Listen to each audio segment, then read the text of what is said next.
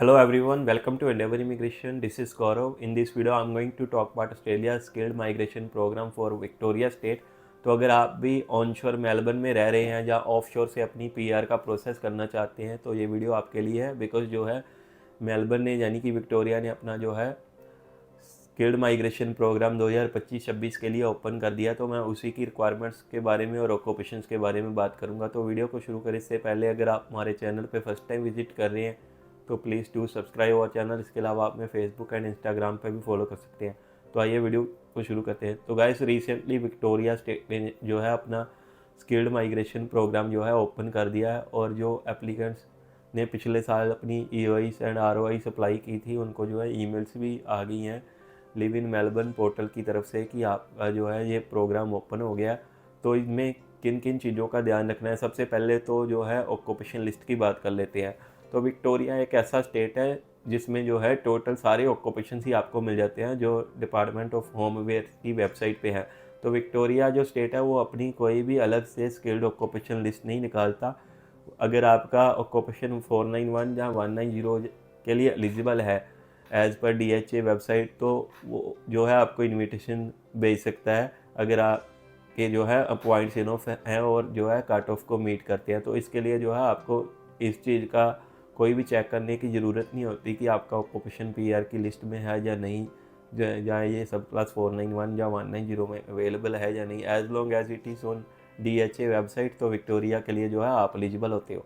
दूसरी बात का आपको क्या ध्यान रखना होता है एलिजिबिलिटी के लिए, या तो आप मेलबर्न में रहे होने चाहिए जहाँ आप ऑफशोर। विक्टोरिया जो स्टेट है वो इंटर स्टेट एप्लीकेंट्स को यानी कि दूसरे स्टेट्स या टेरिटरी से जो है किसी भी एप्लीकेंट को इनवाइट नहीं करता। उनकी जो दो शर्तें होती है, या तो अगर आप ऑस्ट्रेलिया में रह रहे हैं तो आप जो है सिर्फ विक्टोरिया स्टेट में ही रह रहे हो, और या जो है आप ऑफशोर के लिए हो। तो इसमें भी जो है ऑफशोर के लिए वो काफ़ी लीनियंट रहता है। उसका रीज़न ये है कि अगर आप as a offshore applicant Victoria state nomination के लिए अपनी ROI डाल रहे हैं तो आपको जो है अपनी इनकम और अपने जो है करंट प्रोफेशन के बारे में नहीं बताना होता। लेकिन अगर आप ऑस्ट्रेलिया के अंदर से मेलबर्न या किसी भी और विक्टोरिया की सिटी के अंदर से अपनी ROI अप्लाई कर रहे हैं विक्टोरिया स्टेट के लिए, तो उसमें जो है आपको अपने ऑक्यूपेशन का स्किल लेवल भी बताना होता है कि आप स्किल लेवल 1 में जॉब कर रहे हैं करंटली, 2 में कर रहे हैं या 3 में कर रहे हैं।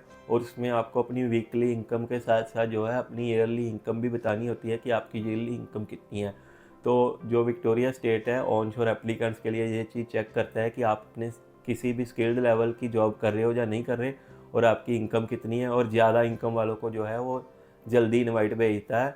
अगर आप सेम पॉइंट्स स्कोर्स पे बैठे हो, मान लो अगर उन्होंने 80 पॉइंट्स वाला कोई कैंडिडेट इनवाइट करना है जो कि IT प्रोफेशन में है, तो उन्होंने जो है जो ज़्यादा इनकम वाला होगा उसको पहले इनविटेशन भेजना है।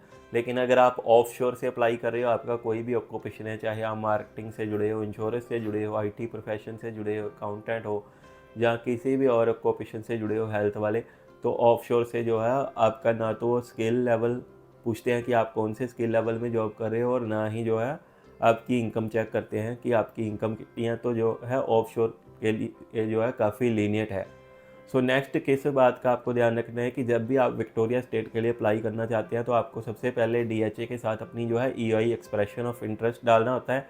और एक्सप्रेशन ऑफ इंटरेस्ट के अलावा विक्टोरिया स्टेट के लिए आपको जो है ROI रजिस्ट्रेशन ऑफ इंटरेस्ट भी डालना होता है, चाहे आप ऑनशोर एप्लीकेंट हो चाहे ऑफशोर एप्लीकेंट हो। तो आपकी जो EOI होती है उसमें जो है आपकी सारी ऑक्यूपेशन की डिटेल्स आ जाती हैं, आपकी पर्सनल डिटेल्स आ जाती हैं, जो भी आपके पॉइंट्स होते हैं वो सारे आपकी EOI में आते हैं। लेकिन जो आपकी ROI होती है उसमें जो है वो आपके पॉइंट्स कैलकुलेट नहीं करते, उसमें वो नॉर्मल सवाल ही पूछते हैं कि आप अभी विक्टोरिया के अंदर हो या विक्टोरिया के बाहर ऑफशोर से अप्लाई करना चाहते हो दूसरी कंट्री से। और इसके अलावा आपका मैरिटल स्टेटस पूछते हैं और आपके स्किल लेवल की जॉब्स पूछते हैं इफ़ यू आर ऑनशोर। तो उसमें एक चीज़ का और ध्यान रखना होता है कि जब आप अपनी ROI डालते हो तो आपको अपना जो ऑक्यूपेशन बताना होता है। अगर आप ऑनशोर हो तो आप स्किल लेवल 1 2 3 की जॉब कर रहे होनी चाहिए। ऑफशोर से आपके लिए ऐसी कोई भी रिस्ट्रिक्शन नहीं है।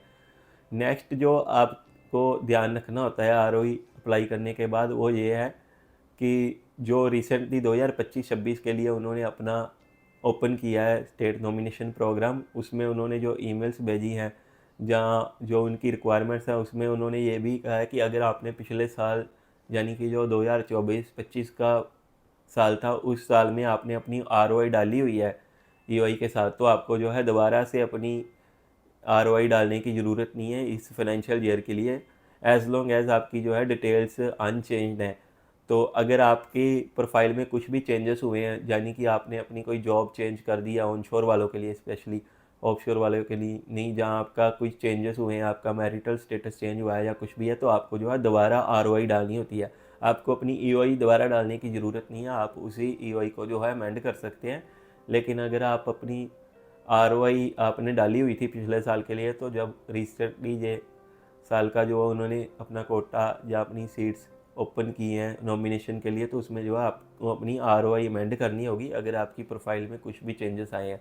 अगर आपकी प्रोफाइल में कोई भी चेंजेस नहीं आए तो आपको जो है दोबारा से ROI डालने की ज़रूरत नहीं है। आपकी पिछले साल वाली जो ROI है उसी को चेक करके वो आपकी EOI पे जाएंगे और वहाँ से जो है आपको इनविटेशन भेजेंगे। तो आप, आई होप कि आपको ये इन्फॉर्मेशन वाली वीडियो पसंद आई होगी। अगर आप भी विक्टोरिया स्टेट नॉमिनेशन के लिए अप्लाई करने का सोच रहे थे तो ये वीडियो आपके लिए जो है हेल्पफुल हो सकती है। ऐसी ही और वीडियोस के लिए आप हमारे चैनल को सब्सक्राइब कर सकते हैं। And please don't forget to like, share and subscribe. Thanks for watching this video. See you in the next video.